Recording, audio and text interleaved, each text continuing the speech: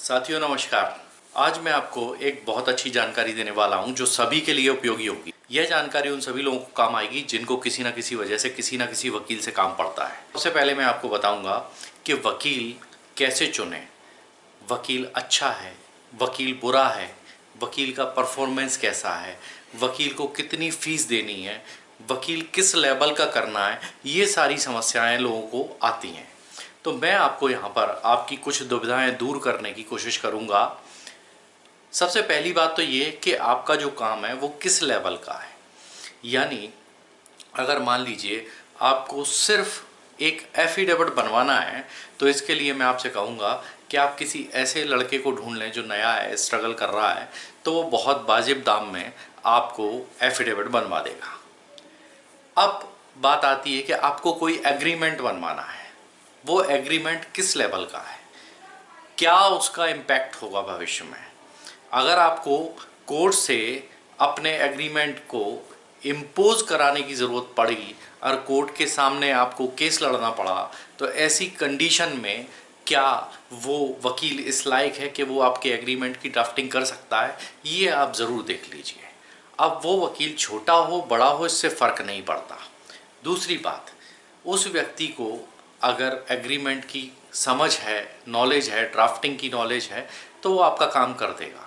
अब इसमें भी आपको ये देखना है कि वो आपसे वाजिब दाम ले रहा है या आपसे ज़रूरत से ज़्यादा पैसे ले रहा है। जैसे मान लीजिए एक एग्रीमेंट की फ़ीस तो ज़्यादा से ज़्यादा 1000 रुपये और ज़्यादा है तो 2000 रुपये, इससे ज़्यादा नहीं हो सकती।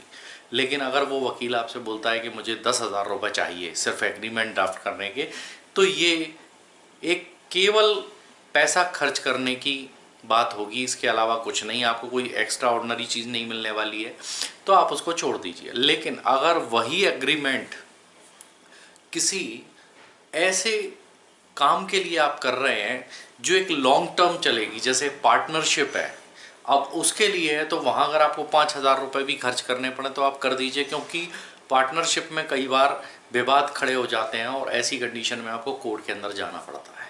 तो वहाँ पर आपको देखना पड़ेगा वकील का लेवल क्या है। तो एक छोटी छोटी बातें मैं आपको बता रहा हूँ जिससे आप अंदाज़ लगा सकते हैं कि आपको किस तरह का वकील करना है। अब मान लीजिए आपको सिर्फ एक साधारण मारपीट का मुकदमा है और वो मुकदमा लड़वाना है किसी वकील से, तो आप एक नए वकील को भी कर लेंगे जिसको क्रॉस एग्जामिनेशन की समझ हो। साधारण मारपीट के मुकदमे में अगर आप बहुत बड़े वकील को कर लेंगे और वो आपसे 50,000 रुपये की फ़ीस मांगता है, 20,000 रुपये की फ़ीस मांगता है, तो आप कहाँ से देंगे। तो अगर आपको 2-5 हज़ार रुपये का वकील मिलता है तो आप उसको यस कीजिए और आप देख लीजिए कि वो व्यक्ति आपका किस हद तक काम कर सकता है, उसमें कितनी क्षमता है। अगर आपको लगता है डायनामिक है, अच्छा काम कर सकता है, नया लड़का है, ऊर्जावान है, नॉलेजेबल है, तो आप उसको दे दीजिए। वही काम 5,000 में हो जाएगा, वही काम 50,000 में होगा बड़े ऑफिस में। तो ये चीज़ें भी आपको देखनी पड़ेंगी। फिर सबसे बड़ी चीज़ एक और है कि वकील जब आपने चूज़ कर लिया कि मुझे इस आदमी को वकील नियुक्त करना है, तो इसमें आपको क्या क्या सावधानियां रखनी है।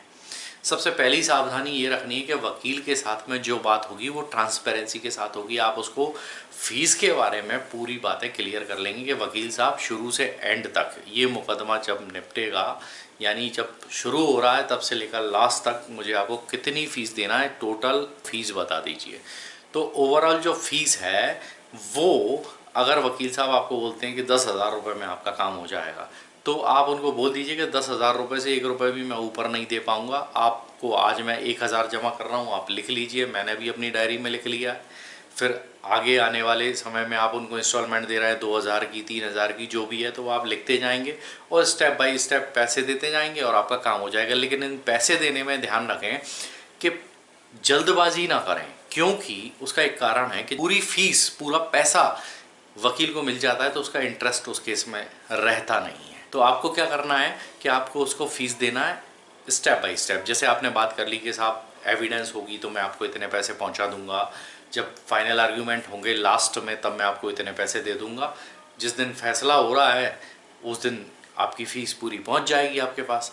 तो इसमें क्या होगा, वकील को भी पता है कि एक शेड्यूल तैयार हो गया है, उसको कितना पैसा आपको कब देना है। आप जितने बड़े ऑफिस में जाएंगे उतनी बड़ी फ़ीस होगी, जितने छोटे ऑफिस में जाएंगे उतनी छोटी फ़ीस होगी। अगर आप तय नहीं करेंगे फ़ीस तो आपको नुकसान क्या होगा वो मैं आपको बता देता हूँ कि आपसे मनमानी फ़ीस ली जाएगी, आपको परेशान किया जाएगा और आप हो सकता है 10,000 की बजाय 20,000 रुपये दे चुके हों और उसके बावजूद भी मामले का फैसला नहीं हुआ हो, तो ये भी हो जाता है। तो अच्छा, अब वकील की इंटेलिजेंसी को आप कैसे आंकेंगे ये मैं आपको बताऊं, कैसे उसका एनालिसिस करेंगे कि ये इंटेलिजेंट है, इसको कुछ नहीं आता है। तो इसके लिए मैं आपको बताता हूँ आप क्या करेंगे कि जब वकील के पास आप फाइल लेके जाते हैं, आप डिस्कस करते हैं, तो आपसे बहुत बारीक चीज़ें पूछता है और जब वो पिन पॉइंट वाली बात करता है और आपसे एक एक चीज़ पूछता है और वो आपको एक एक चीज़ समझाता है, तो आपको समझ में आ जाता है कि यार ये वकील नॉलेजेबल है। और अगर वो आपसे कुछ नहीं पूछ पा रहा है, वो कह रहा है हाँ मैं कल पूछ के बताता हूँ, परसों बताता हूँ, नरसों बताता हूँ, या आप फाइल छोड़ जाइए मैं स्टडी करूँगा फिर बताऊँगा, तो आप समझ लीजिए इसको कुछ नहीं आता, ढक्कन है ये। तो आप वकील से जब डिस्कस करेंगे तो आपको समझ में आ जाएगा ये किस लेवल का वकील है। अगर वो टालता है, वो कहता है मैं कल बताऊंगा, ये बात भी कल बताऊंगा, ये बात भी कल बताऊंगा, तो आप समझ लेना ये किसी से पूछेगा, ज्ञान लेगा, उसके बाद आपको बताएगा। तो इसलिए उससे नमस्ते कर लेना, वहाँ मत फंसना। एक और चीज़ है कि वकील की रिलायबिलिटी कितनी है ये भी आप पता करके चलें। हर वकील का अपने शहर में एक नाम होता है और हर वकील अपने शहर में कुछ बदनाम भी होता है। तो आप ये पता कर लें कि इसका नाम किन चीज़ों में है, बदनाम किन चीज़ों में है, तो आपको पता चल जाएगा कि आदमी अच्छा है या बुरा है। क्योंकि वकील का एक इंसान भी अच्छा होना बहुत ज़रूरी है, क्योंकि अगर वो इंसान अच्छा नहीं है, वो आपकी परेशानी को नहीं समझ पा रहा है, तो वो उसमें ना तो इन्वॉल्व होगा और ना आपके काम को बहुत अच्छे से अंजाम देगा, मतलब आपके केस को लड़ने में इंटरेस्ट नहीं दिखाएगा। लेकिन अगर वो एक अच्छा इंसान है तो आपकी परेशानी को ज़रूर समझेगा। वकील चुनते समय इस बात का विशेष ख्याल रखें कि वकील प्रॉब्लम सॉल्विंग एटीट्यूड वाला होना चाहिए, यानी आपकी समस्या का निराकरण करने का मादा उसके अंदर होना चाहिए और समस्या का निराकरण करने के लिए अग्रसर होना चाहिए। ऐसा वकील मत देखना जो समस्या खुद पैदा कर रहा हो, क्योंकि बहुत से वकील इतने ज़्यादा माहिर हो चुके हैं अपने काम में कि वो कोशिश ये करते हैं कि वो काम पैदा करें और आदमी को उलझा दें, उलझाने के बाद में उसको छोड़ दें उसके हाल पर। तो ऐसे वकील को कभी भी आप नियुक्त मत करना, नहीं तो आपकी ज़िंदगी पूरी तरह से बर्बाद कर देंगे। अब मैं आपको बताता हूँ, एक उदाहरण के तौर पर एक वकील साहब थे जो किसी सज्जन व्यक्ति के पड़ोसी थे। उस सज्जन व्यक्ति की वाइफ किसी जगह जॉब करती थी दुकान पर, तो उस महिला के साथ में जिस दुकान पर वो जॉब करती थी, वहाँ के मालिक ने थोड़ी सी बदतमीज़ी कर दी थी। महिला ने घर पर आकर अपने पति को बताया कि ऐसी ऐसी बात है और मुझे परेशान किया गया। तो उस महिला के जो पड़ोस में रहने वाले वकील साहब थे, उनको पता चला, तो संवेदना व्यक्त करने के लिए उनके घर गए और बोले अरे भाभी जी की तरफ उसने गलत नज़र से देखा और मैं ऐसा कर दूंगा, मैं वैसा कर दूंगा, और भाई साहब आप चिंता मत करो। उसके पति का ब्लड प्रेशर बढ़ गया, आईसीयू में एडमिट हो गया, वो हार्ट का पेशेंट पहले से ही था। तो उसको उन्होंने बहुत सारा टेंशन दे दिया वकील साहब ने, और उसको जा कर के जो है एक केस उसकी तरफ से प्राइवेट कंप्लेंट फाइल कर दी महिला की तरफ से। और कुछ समय बाद ही उस मालिक के साथ में एक समझौता किया, और समझौता करने के बाद उन्होंने जो भी किया हो, केस को वापस लेने की एप्लीकेशन फाइल कर दी। यानी वकील साहब ने केस भी फाइल किया और केस वापस लेने के लिए दबाव भी उन्हीं वकील साहब ने उस महिला पर डाला।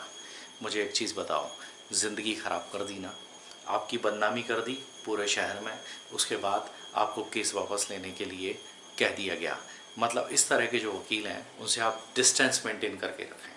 ये मैंने इसलिए आपको बताया एक उदाहरण, कि जिससे आप अपने आप को बचा कर रख सकें। अगर आपका केस ऐसा है कि आपको पेश करना ही है, आपकी मजबूरी है, तो ही आप पेश करें, अदरवाइज़ नहीं। क्योंकि वो एक ही समाज के थे, बाद में उनका कॉम्प्रोमाइज़ हो गया और बात ख़त्म हो गई। उसने पैर छू लिया, उसने माफ़ी मांग ली, बहन जी उस दिन मैं नशे में था, गलती हो गई मुझसे। तो मतलब मेरा कहने का ये है कि अपने आप को उलझाओ मत। अगर ऐसे वकील मिलें जो आपको उलझा दें, बहुत ज़्यादा उलझा दें, ऐसे वकीलों के पास मत जाना, क्योंकि आप सुलझ नहीं पाओगे बाद में। तो आपका पैसा भी बर्बाद होगा, आपकी इज्जत भी बर्बाद होगी, आपकी समाज में प्रतिष्ठा भी कम होगी। तो ऐसे वकीलों से भी बच कर रहें। कभी कभी ये भी देखा गया है कि जैसे पड़ोसी की पड़ोसी से लड़ाई हो गई, तो दोनों पर क्रॉस केस की कायमी हो गई। क्रॉस केस में 101%, मैं बोलता हूँ 101%, रेयरेस्ट ऑफ रेयर 0.1% ऐसा हो सकता है कि आपका कोई केस उसमें समझौता ना हो, लेकिन मोस्टली केसेस में समझौता हो जाता है। क्रॉस केसेस में ऐसा देखने को मिलता है। अब पड़ोसियों की लड़ाई हो गई, आपस में कहासुनी हो गई, धक्का मुक्की हो गई, मारा पीटी हो गई, सब कुछ हो गया। वकील कई बार प्रॉब्लमेटिक होता है, जो उनका कंप्रोमाइज़ नहीं होने देता। क्यों नहीं होने देता? क्योंकि वो जानता है कि ये जितना ज़्यादा कोर्ट में आएगा उतना ज़्यादा पैसा देगा। डे फर्स्ट कभी भी कंप्रोमाइज़ नहीं होने देता। दोस्तों, आपको विश्वास नहीं होगा, मैं जिस समय इस तरह की वकालत करता था क्रिमिनल से रिलेटेड, उस समय मैंने डे फर्स्ट बहुत सारे समझौते कराए हैं। पहले ही दिन पार्टी आती थी, पहले ही दिन हम उसका कंप्रोमाइज़ करा देते थे और घर भेज देते थे। अब बहुत से वकील इसको कहते थे कि तुम बिल्कुल प्रैक्टिकल नहीं हो यार, इस तरह से तुम मामले निपटा देते हो और इससे बहुत जो है तुम्हारा नुकसान होता है। मैंने कहा प्रोफेशनल नुकसान मेरा कुछ भी नहीं होता, क्योंकि मैं इससे फ़ीस पहले ही ले लेता हूँ। डे फर्स्ट मैंने इसका काम सिर्फ इसलिए कर दिया क्योंकि ये जाकर के अब 10 लोगों को और लेके आएगा। तो ये काम करने का तरीका होता है। तो वकील चुनते समय ये भी ध्यान रखें कि वो प्रॉब्लमेटिक तो नहीं है, वो वकील आपको सिर्फ पैसे के लालच में उलझा के तो नहीं रखेगा। उसकी कुछ इस तरह की अगर ख्याति हो, लोगों से आप सुने उसके बारे में, उसके पास बिल्कुल ना जाएं। बहुत से लोग अपने ऐसे वकीलों को राज बताने में डरते हैं, जो वकील उनके राज जानने के बाद उन्हीं को ब्लैकमेल करने लगते हैं। ये भी गलत है, प्रोफेशनल इथिक्स के अगेंस्ट में है। लेकिन लोग कुछ ऐसे भी हैं, तो उनसे भी बच कर रहें। आप हमेशा ऐसे वकील के पास जाएं जो सादगी पसंद हो, जो वकील बात की, अपनी ज़ुबान की कीमत रखता हो। अगर उसने एक बार आपसे बोल दिया तो वो पीछे नहीं हटे। एक बार दोस्तों मेरे साथ ऐसा हुआ था कि मैंने 7,000 रुपये एक मामले में तय किए थे। मुझे अंदाज़ भी नहीं था कि उस 7,000 रुपये में पूरा पैसा मुझे जुर्माने में जमा करना पड़ेगा और जेब से 1,000 रुपये और लगेगा। दोस्तों, चूँकि गलती मेरी थी, मैंने उस गलती को फिर भुगता, केवल अपनी बात रखने के लिए। उस क्लाइंट को दिखाई, मैंने कहा 8,000 रुपये की ये रिसीट है, कोर्ट ने तुम पे जुर्माना किया है, ये 8,000 रुपये की रसीद है और तुमने मुझे सिर्फ 7,000 दिए। 1,000 मैं आज अपनी जेब से मिला के जा रहा हूँ, सिर्फ इसलिए कि तुम बाहर जाकर ये ना कहो कि वकील तो बेईमान होते हैं। दोस्तों, ये सब चीज़ें इसलिए की जाती हैं क्योंकि आपका नाम ख़राब ना हो। तो जो लोग सिर्फ अपने नाम के लिए जीते हैं वकालत में, ऐसे वकीलों को चुनें तो ज़्यादा अच्छा है। ऐसे वकीलों के पास ना जाएं जो वकील आपको अभी कुछ कह रहा है, फिर कल कुछ कहता है, फिर परसों कुछ कहता है। ऐसे वकील का साथ जितनी जल्दी छोड़ देंगे उतना अच्छा होगा। और हाँ, एक बात और मैं बताऊं, तलाक के मामले में कभी लड़ता नहीं है, मेरी व्यक्तिगत बात है।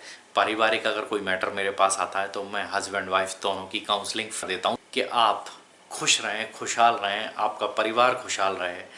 फैमिली कोर्ट की भारत में कोई ज़रूरत नहीं है। अगर कोर्ट खोल भी दिए हैं सरकार ने तो ये कोर्ट खाली होना चाहिए, क्योंकि हमारे देश में समाज को तोड़ना नहीं है, जोड़ना है। परिवारों को तोड़ना नहीं है, परिवार को जोड़ना है। ये मेरी थिंकिंग है दोस्तों, मेरी अकेले की सोच से कुछ नहीं होगा। अगर आप इस क्रांति में शामिल होना चाहते हैं तो गुड लक 30plus@gmail.com पर मुझे मेल कर सकते हैं। आप हस्बैंड हैं, वाइफ हैं, दोनों परेशान हैं, दोनों मिलकर मेल करो मुझे, दोनों अपना नंबर दो, मैं आपकी काउंसलिंग कराऊंगा। मैं आप लोगों को मिलाने की पूरी कोशिश करूंगा, लेकिन इस बात की मैं फ़ीस आपसे ज़रूर लूँगा। क्यों? क्योंकि फ्री ऑफ कॉस्ट की गई सेवा नहीं लगती लोगों को। इसलिए मैं आपसे भले ही बहुत छोटी सी फ़ीस लूँ, लेकिन फ़ीस ज़रूर लूँगा। मैं भी इंटरेस्ट लूँगा, आप भी इंटरेस्ट लोगे, लेकिन काउंसलिंग कॉन्फ्रेंस कॉल पर होगी, ये बात ध्यान रखिएगा, क्योंकि हस्बैंड, वाइफ और वकील तीनों बात कर रहे होंगे। मैं आप दोनों की बातें सुनूंगा, आप दोनों को समझाने का प्रयास करूंगा। अगर आपकी जोड़ी सलामत रहती है, आप विवाह विच्छेद नहीं करते हैं, अलग नहीं होते हैं, मेरे लिए ये सबसे बड़ा अचीवमेंट होगा। मिलेंगे अगले वीडियो में, तब तक के लिए बाय बाय, अपना ख्याल रखिएगा।